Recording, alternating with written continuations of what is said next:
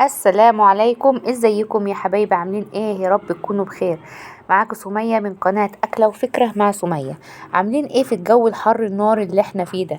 بجد الجو صعب جدا. عايزين كل شوية ايس كريم، حاجة ساقعة نشربها، اي حاجة ترطب علينا.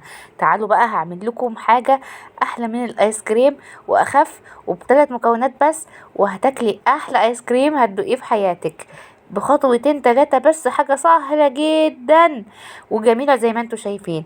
ولو جايلك ضيوف قومي اعمليها بسرعة، هتشرفك قدام ضيوفك.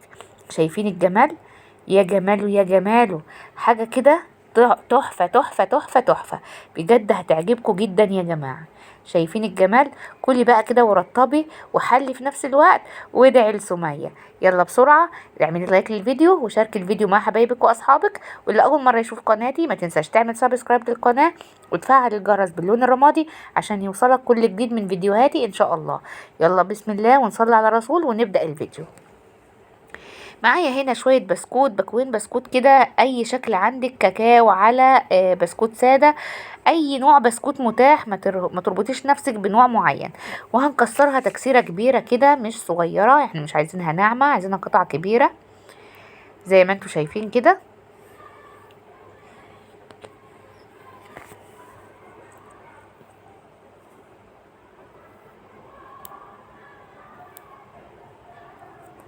هنكسر كل كمية البسكوت وهنشوف هنعمل ايه تاني. ادي اول مكون من المكونات بتاعتنا.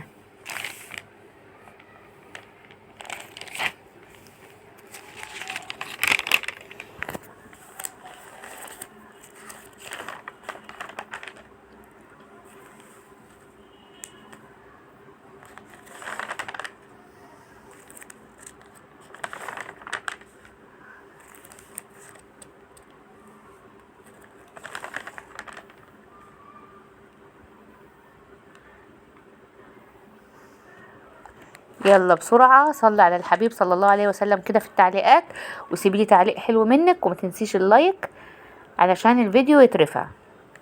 وقومي اعملي الحاجة الحلوة دي لأولادك ورطبي عليهم في الجو النار اللي احنا فيه ده.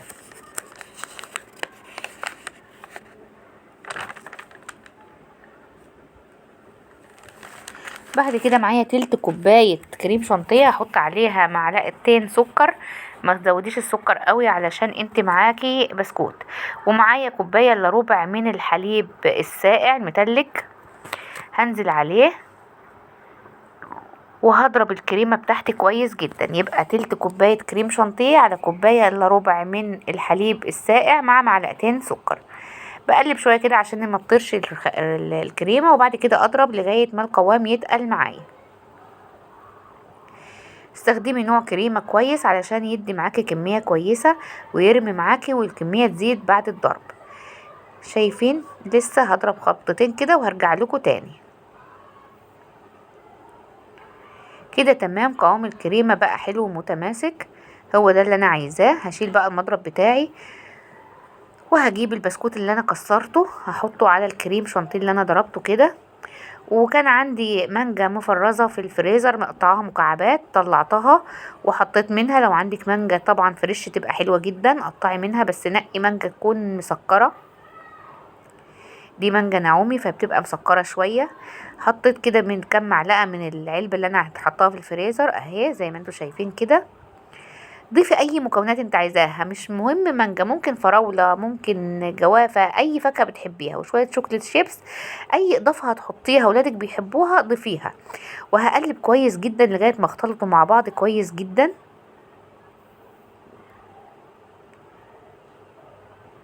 يبقى الثلاث مكونات بتوعنا البسكوت والكريم شانتيه والفاكهة.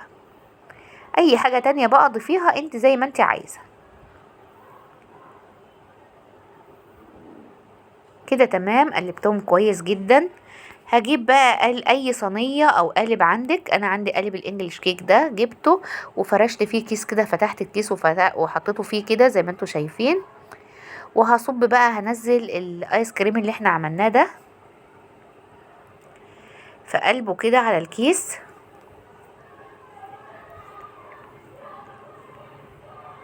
ممكن صينية مدورة عادي، ممكن اي حاجة، علبة تلاجة، اي حاجة ممكن تصبيها فيها حطيها فيها.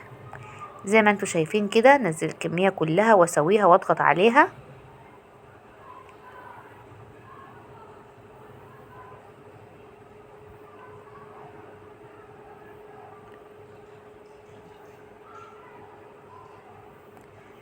هتسويها، اسوي الوش كده واسويها في القلب القالب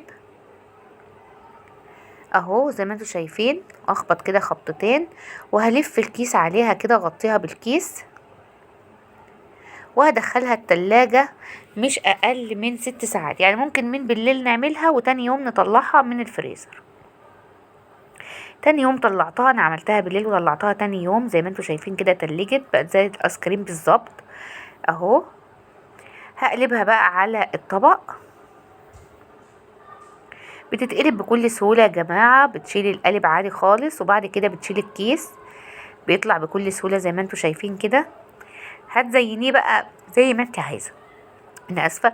وممكن تقدميه كمان من غير ما تزيين، بس انا حبيت بقى ادلعه، فعندي شوية نوتيلا سيحتهم كده بمعلقة زيت على حمام مائي او في الميكروويف، وبحطهم في كيس تلاجة او كيس اللي هو اللي بتاع تزيين الكريمة، اللي هو الاستخدام المرة الواحدة.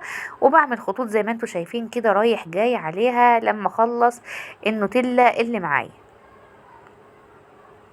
اي صوص عندك ممكن تحطيه، ممكن تحطيه بقى، ممكن تحطي فاكهة. طبعا انا كمان المانجا كانت مفرزة فطبعا ما حطيتش على الوش، انما لو في مانجا فريش حطيها. حطيت شوكليت شيبس وحطيت شوية نجوم من اللي هي الكرينكلز دي، جميلة جدا بتدي شكل حلو. شوكولاته برضو او توفي، وبتحطها بقى وتقطعي وتقدمي احلى ايس كريم لضيوفك ولاولادك. وادعيلي مش هتبطلي تعمليه، كل يوم هيطلبوها منك. بجد بجد خطيرة يا جماعة، خطيرة خطيرة خطيرة. شايفين الجمال؟ يلا بقى، مستنية تعليقاتكم الحلوة ومستنية اللايك كتير كتير كتير، ومستنية تقولولي بتشوفوني من اي بلد، ولو عايزين وصفة معينة اطلبوها وانا من عينيا الاتنين هنفذها لكم. شايفين الجمال؟ اه حلو جدا جدا جدا يا جماعة. طلعيه كده ورطبي على قلبك في الجو الحر اللي احنا فيه. اسيبكم بقى واروح ارطب لحسن الجو حر جدا. في رعاية الله، اشوفكم الفيديو الجاي، مع السلامة.